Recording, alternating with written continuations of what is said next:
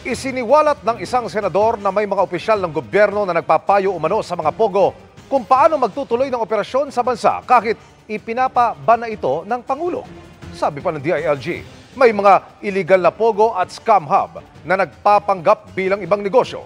Nakatutok si Mav Gonzales. I hereby instruct PAGCOR to wind down and cease the operations of POGOs by the end of the year.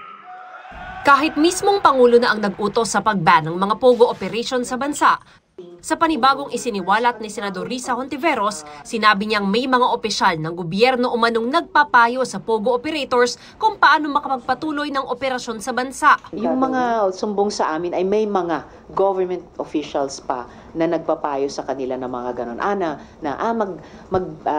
Bago na lang kayo ng forma, at least legally, bilang mga simpleng BPOs lamang. Sa ngayon, wala pa raw ibinigay na pangalan sa tanggapan ng senadora. Pero isinapubliko na raw niya ito para kung totoo, tumigil na sila. Obstruction of justice ba yan?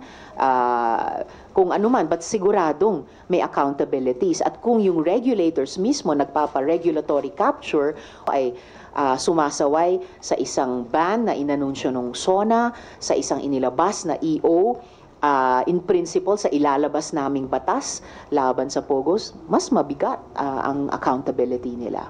Kahapon isiniwalat sa Commission on Appointments ni Interior Secretary John Vic Remulla na may guerrilla operations pa ang mga POGO at scam hub. The biggest disguise that they are going through now is that they are applying for resorts and restaurants. So it is the power of the mayor to visit the establishments and make sure that what is going on is exactly what is intended. Ibang usapin naman daw ang mga illegal na POGO pati scam hub. Paano naman po yung mga scam hubs na hindi nagbabother na kumuha ng business permits?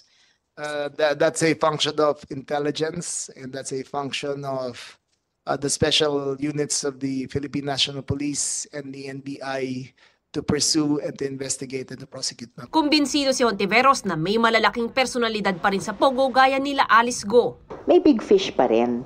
At itong mga big fish ay nagpapatunay na yung mga POGO hubs ay hindi mga stand-alone operations tulad ng napatunayan na yung ugnayan ng Bamban POGO hub sa Porac POGO hub. So yung tanong na sino o sino-sino ang mga big fish ay live question pa rin. May bagong impormasyon ding nakarating kay Hontiveros ukol sa mga Chinese spies sa Pilipinas sa pamamagitan umano ng POGOs. Isa raw ito sa mga tatalakayin sa huling pagdinig ng Senado ukol sa POGO sa darating na Martes.